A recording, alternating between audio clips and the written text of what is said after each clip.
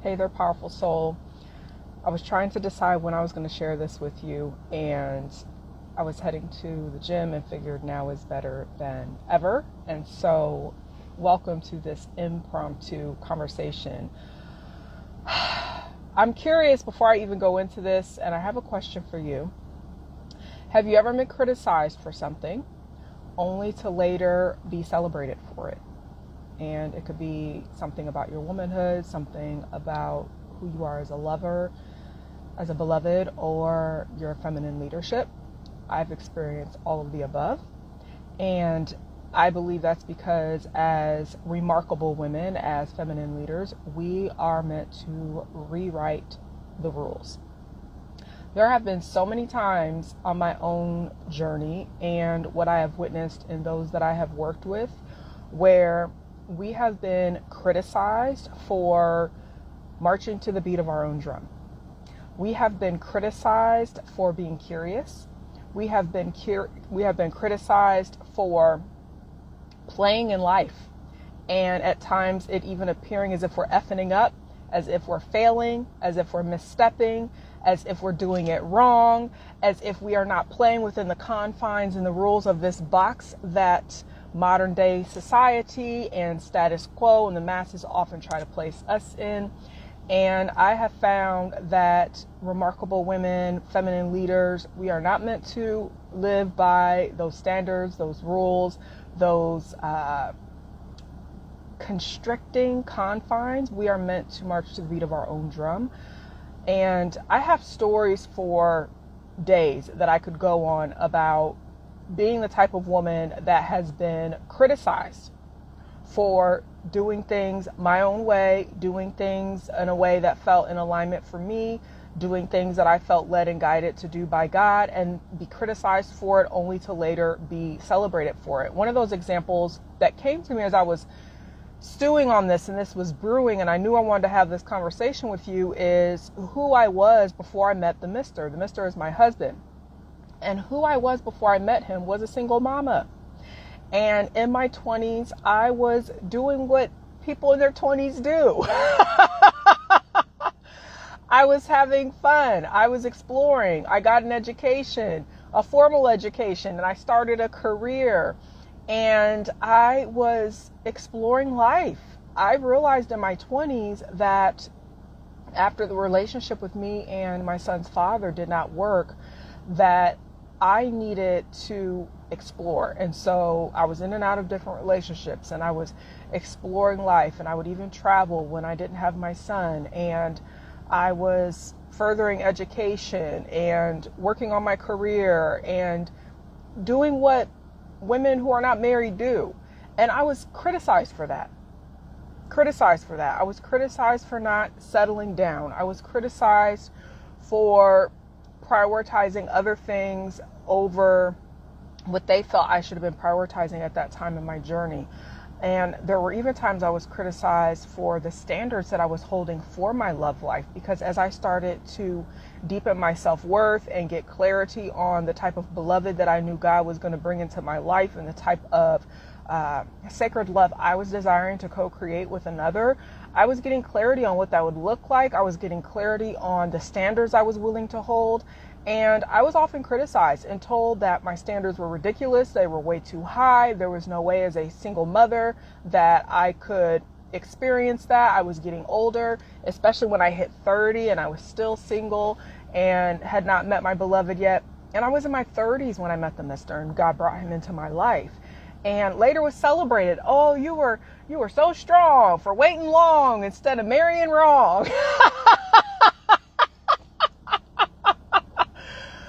And all the things that came along with that, being celebrated for the very thing I was once criticized for, and later on became one of the reasons that high achieving women wanted to work with me inside of my work, because they wanted to have the same experiences, to meet their beloved and to experience sacred love in a way that's unique to them.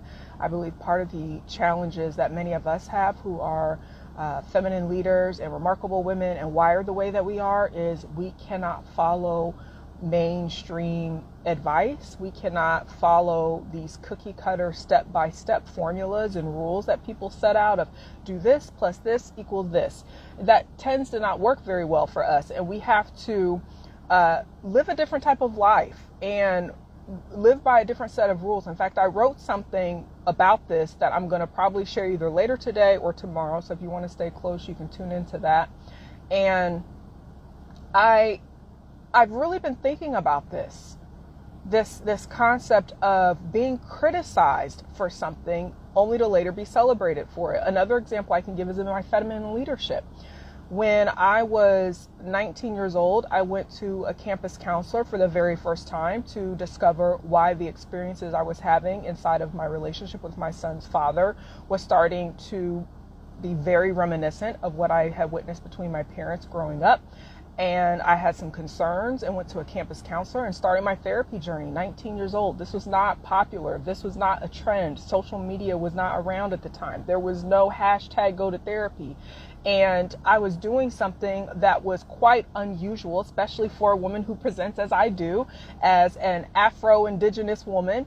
And at some point in my journey, I started to notice how those of faith and those who were seeking solace and peace inside of church and inside of faith were actually needing to also combine that spiritual development work with trauma work. And so I'm in my early 20s going around to churches and advocating for trauma work. Again, this is before social media. This is before this was mainstream popular to do this.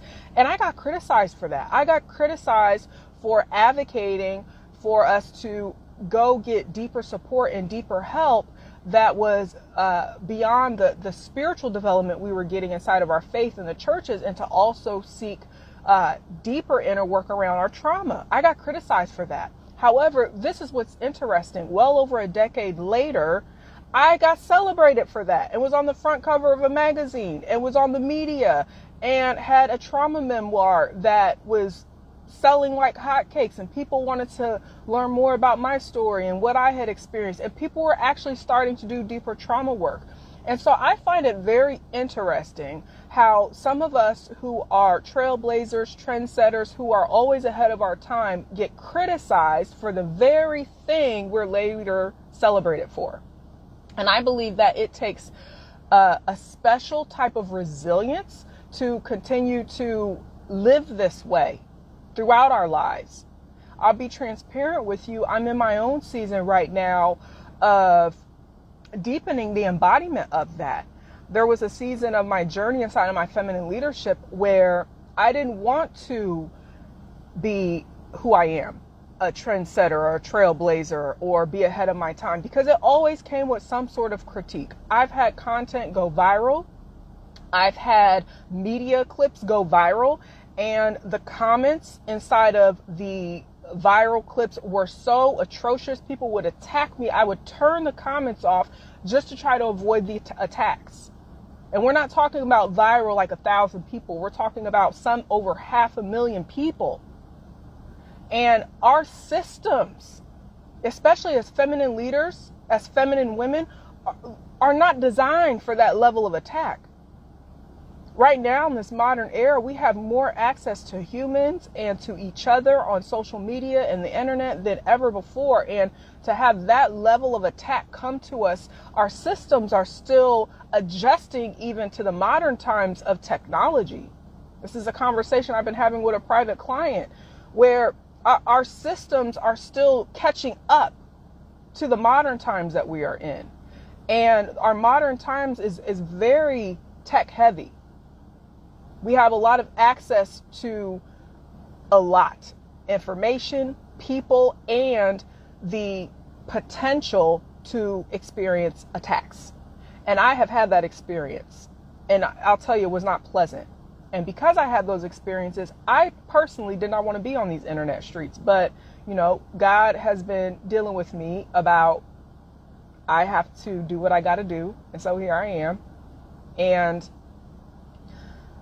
it's taken a deeper level of work that I do inside of my work to continue to be the type of people that we are, where we show up even when we're criticized and we keep going, knowing that one day it's a possibility we'll actually be celebrated for the very thing we've been criticized, because we're not leading with our physical eyes. We're leading with our spiritual eyes. We're seeing something beyond the now. And that is the type of women that I know I've been called to work with. We see beyond what's going on with our physical eyes. We see beyond what's going on right here, right now. We're seeing into what's to come. We're seeing where God is leading us. We're seeing where God is guiding us and directing us. And I believe that is why, as modern day high achieving feminine leaders, we're meant to live differently. We're meant to walk differently. We're meant to march to the beat of the drum that God has placed within us, because we're meant to rewrite the rules. We're meant to rewrite the rules inside of life, inside of relationships, inside of leadership. And it takes resiliency to do that. And that is the conversation that I want to deepen with you inside of Remarkable Woman. It's an exclusive training being held September 8th through the 12th for feminine leaders, where we're going to reignite your feminine resilience revolution. And we're going to deepen your embodiment of godly power. We're going to support you to step into deeper soul sovereignty. And there's so much more. If you want more information, you can reach out to me and I'll share more information with you about how you can get yourself registered and join us.